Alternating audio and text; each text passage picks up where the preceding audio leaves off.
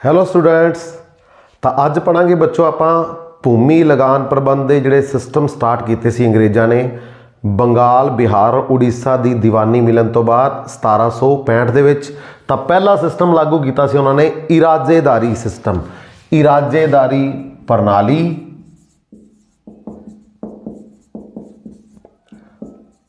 ਜਾਂ ਇਸ ਨੂੰ ਕਿਹਾ ਜਾਂਦਾ ਹੈ ਠੇਕੇ ਤੇ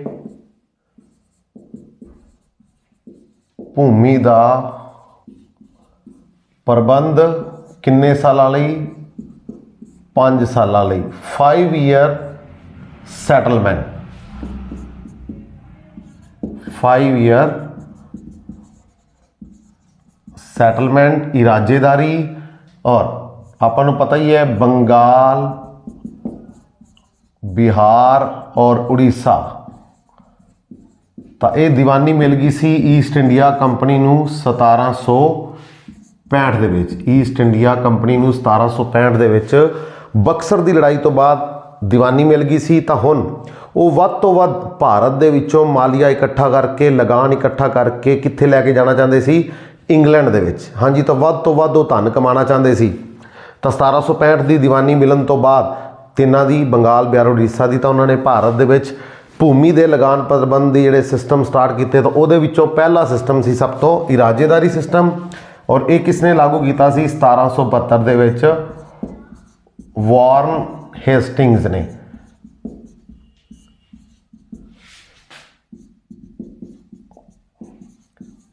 ਵਾਰਨ ਹੇਸਟਿੰਗਸ ਜਿਹੜਾ ਕਿ ਬੰਗਾਲ ਦਾ ਪਹਿਲਾ ਗਵਰਨਰ ਜਨਰਲ ਬਣਿਆ ਸੀ। ਆਪਾਂ ਪੜ੍ਹਿਆ ਸੀ ਬੱਚੋ ਬੰਗਾਲ ਦੇ ਗਵਰਨਰ ਜਨਰਲ ਵਾਲੇ ਟੌਪਿਕ ਵਿੱਚ।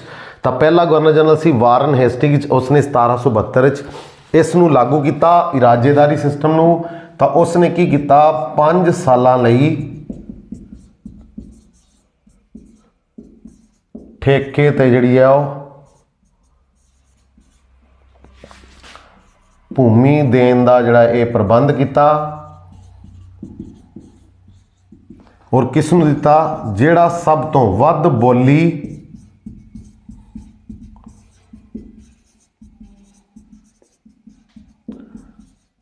ਲਗਾਉਣ ਵਾਲੇ ਨੂੰ ਭੂਮੀ ਕਰ ਇਕੱਠਾ ਕਰਨ ਦਾ। ਹਾਂਜੀ, ਤਾਂ ਜਿਹੜਾ ਵੱਧ ਬੋਲੀ ਲਾਏਗਾ ਤਾਂ ਉਸ ਨੂੰ ਜਿਹੜਾ ਇਹ ਪ੍ਰਬੰਧ ਦਿੱਤਾ ਗਿਆ ਇਜਾਜ਼ੇਦਾਰੀ। 1772 ਵਿੱਚ ਵਾਰਨ ਹੇਸਟਿੰਗਸ ਨੇ ਇਸ ਨੂੰ 5 ਸਾਲਾਂ ਲਈ ਲਾਗੂ ਕੀਤਾ। ਇਸ ਕਰਕੇ ਇਸ ਨੂੰ 5 ਸਾਲਾਂ ਦਾ ਸਿਸਟਮ ਵੀ ਕਿਹਾ ਜਾਂਦਾ ਹੈ, 5 ਈਅਰ ਸੈਟਲਮੈਂਟ ਵੀ ਕਿਹਾ ਜਾਂਦਾ ਹੈ। 1772 ਵਿੱਚ ਇਸ ਨੂੰ ਲਾਗੂ ਕੀਤਾ ਗਿਆ। ਔਰ ਭੂਮੀ ਕਰ, ਜਿਹੜਾ ਵੀ ਬੋਲੀ ਲਗਾਉਣ ਵਾਲਾ ਸਭ ਤੋਂ ਵੱਧ ਭੂਮੀ ਕਰ ਇਕੱਠਾ ਕਰਕੇ ਦੇਗਾ, ਉਸ ਨੂੰ ਇਹ ਵਾਲਾ ਅਧਿਕਾਰ ਦਿੱਤਾ ਗਿਆ। ਇਜਾਜ਼ੇਦਾਰੀ ਦੇ ਵਿੱਚ ਉਸ ਨੂੰ 5 ਸਾਲਾਂ ਲਈ ਠੇਕਾ ਦਿੱਤਾ ਗਿਆ ਉਸ ਲੈਂਡ ਦੇ ਵਿੱਚ ਘਰ ਇਕੱਠਾ ਕਰਨ ਦਾ ਕਿਸਾਨਾਂ ਤੋਂ। ਪਰ ਇਸ ਦਾ ਨੁਕਸਾਨ ਕੀ ਹੋਇਆ? ਜ਼ਿਮੀਂਦਾਰ ਜਾਂ ਜਿਹੜਾ ਵੀ ਬੋਲੀ ਲਗਾਉਂਦਾ ਸੀ ਸਭ ਤੋਂ ਵੱਧ, ਜਿਹੜਾ ਵੀ ਮਾਲਕ ਸੀ ਜਾਂ ਜਿਹੜਾ ਵੀ ਬੰਦਾ ਸੀ, ਉਹ ਸਭ ਤੋਂ ਜ਼ਿਆਦਾ ਸ਼ੋਸ਼ਣ ਕਰਨ ਲੱਗ ਗਿਆ ਕਿਸਾਨਾਂ ਦਾ। ਕਿਸਾਨਾਂ ਤੋਂ ਕੀ ਕਰਨ ਲੱਗ ਗਿਆ? ਵੱਧ ਤੋਂ ਵੱਧ ਜਿਹੜਾ ਉਹ ਟੈਕਸ ਵਸੂਲ ਕਰਨ ਲੱਗ ਗਿਆ, ਕਿਉਂਕਿ ਉਹ ਵੱਧ ਤੋਂ ਵੱਧ ਬੋਲੀ ਲਗਾ ਰਿਹਾ ਸੀ ਉੱਧਰ। ਹਾਂਜੀ, ਤਾਂ ਇਸ ਤਰ੍ਹਾਂ ਕਿਸਾਨਾਂ ਦਾ ਸ਼ੋਸ਼ਣ ਹੋਣ ਲੱਗ ਗਿਆ। ਉਹ ਸ਼ਾਹੂਕਾਰਾਂ ਤੋਂ ਕਰਜ਼ਾ ਲੈਣ ਲੱਗ ਗਏ ਔਰ ਉਹ ਦਿਨੋ ਦਿਨ ਕੀ ਹੋ ਗਏ? ਉਹਨਾਂ ਦੀ ਆਰਥਿਕ ਹਾਲਤ ਹੈ ਜਿਹੜੀ ਉਹ ਖਰਾਬ ਹੋਣੀ ਸ਼ੁਰੂ ਹੋ ਗਈ। ਫਿਰ 1777 ਦੇ ਵਿੱਚ ਵਾਰਨ ਹੇਸਟਿੰਗਸ ਨੇ ਇਸ ਨੂੰ 1 ਸਾਲ ਲਈ 1 ਸਾਲ ਠੇਕੇ ਤੇ ਭੂਮੀ ਦੇਣ ਦਾ ਜਿਹੜਾ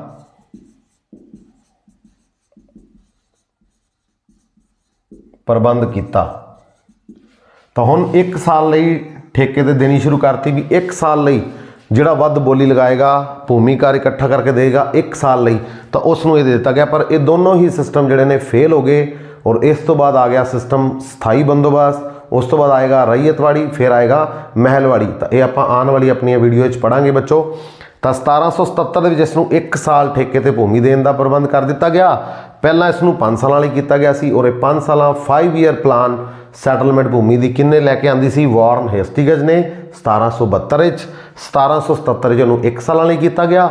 ਔਰ ਇਹ ਅੰਗਰੇਜ਼ਾਂ ਦੁਆਰਾ, ਬ੍ਰਿਟਿਸ਼ ਈਸਟ ਇੰਡੀਆ ਕੰਪਨੀ ਦੇ ਦੁਆਰਾ ਭਾਰਤ ਦੇ ਵਿੱਚ ਲਿਆਂਦੀ ਗਈ ਪਹਿਲੀ ਕਿਸੇ ਭੂਮੀ ਲਗਾਨ ਪ੍ਰਣਾਲੀ ਸੀ। First tax revenue system, first land revenue system कह लो।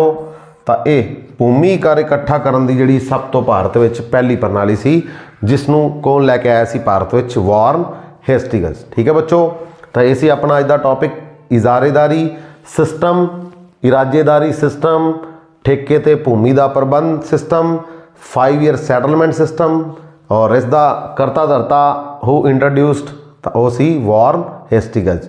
Okay, thank you.